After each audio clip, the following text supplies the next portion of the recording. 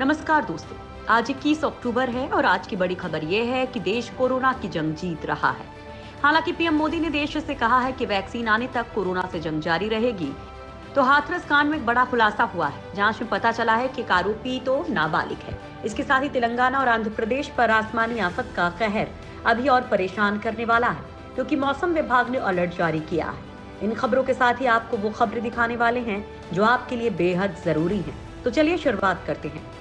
दिवाली से पहले सरकार केंद्रीय कर्मचारियों को बड़ा तोहफा दे सकती है। सरकार केंद्रीय कर्मचारियों के डीए में इजाफा कर सकती है। यानी दिवाली से पहले ही सरकार द्वारा कर्मचारियों के वेतन में बढ़ोतरी संभव है। इसके लिए आज सरकार सीपीआई आईडब्ल्यू के बेस ईयर में बदलाव की घोषणा कर सकती है। इससे 48 लाख कर्मचारियों को सीधे तौर पर फायदा होगा। अगर सरकार आधार वर्ष को 2016 तक कर देती है तो कर्मचारियों को मिलने वाले महंगाई भत्ते में इजाफा होगा।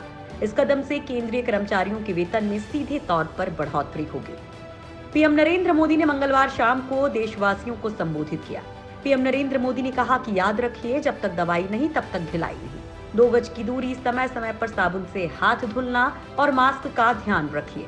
पीएम नरेंद्र मोदी ने कहा कि हमारे देश के वैज्ञानिक भी वैक्सीन के लिए जी जान से जुटे हैं। भारत में अभी कोरोना की कई वैक्सीन पर काम चल रहा है। इनमें से कुछ एडवांस स्टेज पर हैं।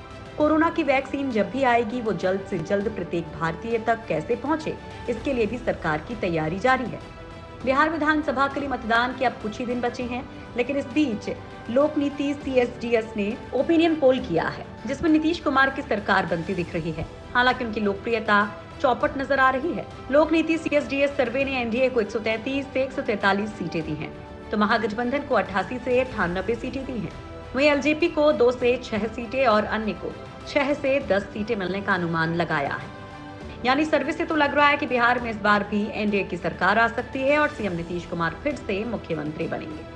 बिहार विधानसभा चुनाव में बीजेपी जेडीयू के स्टार प्रचारक पीएम मोदी की चुनावी सभाओं का ऐलान हो गया है। बीजेपी की ओर से दी गई जानकारी के मुताबिक पीएम मोदी बिहार में 12 रैलियों को संबोधित करेंगे। गौर करने वाली बात यह कि इनमें से 6 रैलियां सिर्फ उत्तर बिहार के ही विभिन्न जिलों में होने वाली हैं। बिहार चुनाव के दौरान होने वाली एनडीए की रैलियों में पीएम मोदी के साथ सीएम नीतीश कुमार, वीआईपी और हम पार्टी के अध्यक्ष और वरिष्ठ नेता शामिल होंगे। पीएम मोदी 4 दिन में 12 रैलियां करेंगे। 23 अक्टूबर को प्रधानमंत्री मोदी 3 रैलियों को संबोधित करेंगे। पहली सभा सासाराम में होगी। उसके बाद मोदी गया और भागलपुर भी जाएंगे। दोस्तों, भारतीय सेना ने पूर्वी लद्दाख में चीनी सैनिक को दबोचा था।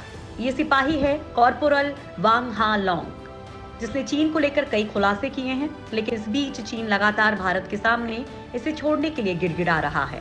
भारत ने भी कह दिया है कि वो इसे छोड़ देगा, लेकिन ताजा अपडेट ये है कि इस सैनिक को चीनी फौज को सौंपने से पहले कई और राज खुल सकते हैं। लिहाजा तय प्रक्रिया का पालन करने के बाद स्थापित प्रोटोकॉल के अनुसार लौटाया जाएगा, जिसमें कुछ दिन लग सकते हैं। सेना के बयान में कहा गया है कि सिपाही को ऑक्सीजन, भोजन और गर्म कपड़े सहित चिकित्सा सहायता प्रदान की गई थी। अत्यधिक ऊंचाई और कठोर जलवायु परिस्थितियों के कारण उसकी हालत खराब थी। हाथरस में दलित युवती से कथित गैंगरेप और उसकी मौत के केस की जांच सीबीआई कर रही है। इस बीच सीबीआई के हाथ एक ऐसा सबूत लगा है जो इस केस में शुरुआत से ही सवालों में घिरी पुलिस के खिलाफ है। अलीगढ़ जेल में बंद चारों आरोपियों में से एक नाबालिग निकला। इसका खुलासा उसके घर से बरामद हाई स्कूल की मार्कशीट से हुआ है। मार्कशीट सामने आने के बाद सीबीआई ने घटना के बाद सस्पेंड हुए पुलिसकर्मियों से पूछताछ की है। 14 सितंबर को जब वारदात हुई थी तब वो 17 साल 9 महीने 12 दिन का था। हाथरस गैंगरेप और मर्डर मामले में सीबीआई की छानबीन जारी है। इस बीच अलीगढ़ मुस्लिम यूनिवर्सिटी के Jawaharlal Nehru medical college and hospital में लीव वैकेंसी पर काम कर रहे 2 डॉक्टर्स को तत्काल प्रभाव से टर्मिनेट कर दिया गया है। एएमयू के वीसी के आदेश से इन डॉक्टर्स को टर्मिनेट किया गया है। डॉक्टर अजीम ने हाथरस मामले को लेकर अपनी राय रखी थी। उन्होंने बताया था कि 10 से 12 दिन में अगर सैंपल कलेक्ट किया जाता है तो उसमें रेप की पुष्टि करना मुमकिन नहीं है। बीजेपी के राज्यसभा सांसद सुब्रमण्यम स्वामी ने 4 धाम समेत 51 मंदिरों को राज्य सरकार के नियंत्रण से मुक्त करने की गुहार लगाई है। बीजेपी सांसद सुब्रमण्यम स्वामी ने इसे लेकर सुप्रीम कोर्ट में याचिका दाखिल की है। स्वामी ने उत्तराखंड हाई कोर्ट के फैसले को चुनौती दी है। उत्तराखंड हाई कोर्ट ने इससे जुड़ी याचिका खारिज कर दी थी। दक्षिण चीन सागर में चीन के मंसूबों को नाकाम करने के लिए ताइवान की वायुसेना ने जंग की तैयारी तेज कर दी। ताइवान की एयरफोर्स ने अपना वार्षिक हवाई युद्धाभ्यास शुरू कर दिया है। इस दौरान ताइवान की एयर डिफेंस सिस्टम को किसी भी हमले से निपटने के लिए परखा गया। ताइवान की वायुसेना ने कहा कि 35 mm की तोपों ने दुश्मन के लड़ाकू विमानों को आकाश में बर्बाद करने के लिए जमकर गोली दागी। अजरबैजान और आर्मेनिया के बीच काराबाख के उत्तरी और दक्षिणी इलाके में लड़ाई चल रही है। आर्मेनिया के रक्षा मंत्रालय की प्रवक्ता शुशन स्टेपनियान के मुताबिक दक्षिणी इलाके में लड़ाई तेज हो गई है और उत्तरी इलाके में अजरबैजान की सेना ने एयरक्राफ्ट का इस्तेमाल किया है। हालांकि इसका कोई प्रमाण नहीं दिया गया है और अजरबैजान कहता रहा है कि उसने मानव संचालित एयरक्राफ्ट का अभी तक इस्तेमाल नहीं किया है। आंध्र प्रदेश में एक बार फिर से भारी बारिश की स्थिति बनी हुई है। मौसम विभाग ने आंध्र और तेलंगाना में अगले 3 दिनों तक भारी बारिश की चेतावनी जारी की है। वहीं रायलसीमा के भी कुछ इलाकों में मूसलाधार बारिश की संभावना जताई है। मौसम विभाग से मिले संकेतों के अनुसार आने वाले समय में भी इससे छुटकारा मिलने की कोई आसार नहीं है। तेलंगाना में दक्षिण पश्चिम मानसून का प्रभाव अभी देखने को मिल रहा है। राज्य में ये अब भी सक्रिय है। बंगाल की खाड़ी के ऊपर बनने वाली नई मौसम प्रणालियों ने दक्षिण पश्चिम मानसून की वापसी को और आगे बढ़ा दिया है। आमतौर पर 15 अक्टूबर तक मानसून खत्म हो जाता था, लेकिन इस बार ये अभी तक बना हुआ है। बिहार में विधानसभा चुनाव की सरगर्मी तेज है। ऐसे में राजनीतिक विरोधी माने जाने वाले लोजपा और आरजेडी के नेताओं की मुलाकात के कई सियासी मायने निकाले जा रहे हैं। लोजपा के प्रदेश अध्यक्ष सांसद प्रिंस राज ने तेजस्वी यादव से मुलाकात की। मुलाकात के दौरान प्रिंस राज ने तेजस्वी यादव को दिवंगत नेता रामविलास पासवान की याद में होने वाले ब्रह्म भोज का निमंत्रण दिया। फ्रांस में टीचर की दिन दहाड़े हत्या के बाद पुलिस ने इस्लामिक संगठनों के खिलाफ कार्रवाई का व्यापक अभियान छेड़ दिया है। तमाम जगहों पर छापेमारी की गई है और संदिग्ध विदेशियों को हिरासत में लेकर पूछताछ की जा रही है। सोशल मीडिया पर पोस्ट करने वाले 50 संगठनों के लोग सरकार के निशाने पर हैं।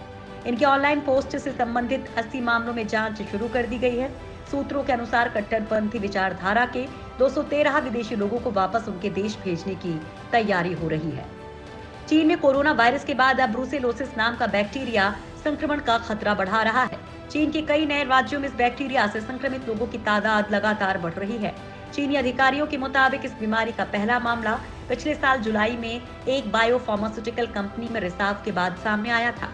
पिछले महीने ही गांसू प्रांत की राजधानी लांचो के स्वास्थ्य आयोग ने बताया था कि अब तक 3245 लोग इस बैक्टीरिया से संक्रमित हो चुके हैं।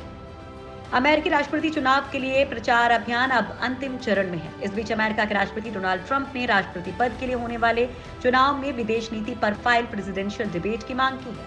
अगला प्रेसिडेंशियल डिबेट 22 अक्टूबर को होगा। इस सिलसिले में ट्रंप के प्रचार अभियान के प्रमुख बिल स्टेपियन ने चुनाव आयोग को एक पत्र लिखा है और विदेश नीति के मुद्दे पर फाइनल प्रेसिडेंशियल डिबेट करवाने की मांग की है। नेहा कक्कड़ की शादी की खबरें लगातार तेज हो रही हैं। इस बीच नेहा ने खुद अपनी रोहनप्रीत सिंह के साथ हुई रोका सेरेमनी का एक वीडियो शेयर किया। नेहा 24 अक्टूबर को रोहनप्रीत सिंह के साथ शादी के बंधन में बंधने जा रही हैं। अपनी इस रोका सेरेमनी की वीडियो में नेहा और रोहनप्रीत ढोल नगाड़ों के बीच नाचते और साथ में बेहद खुश नजर आ रहे हैं। ऑस्ट्रेलिया में एक महिला के पैर से अजगर लिपट गया। सोशल मीडिया पर यह खतरनाक वीडियो काफी वायरल हो रहा है। पैर पर अजगर लिपटने के बाद एक दक्षिण पूर्वी क्वींसलैंड महिला ने पुलिस को कॉल कर मदद मांगी। पैर से लिपटने के बाद अजगर उसका पैर नहीं छोड़ रहा था। दरअसल महिला अजगर को बिल्ली से छुड़ाए जाने के कुछ ही समय बाद ये घटना हुई।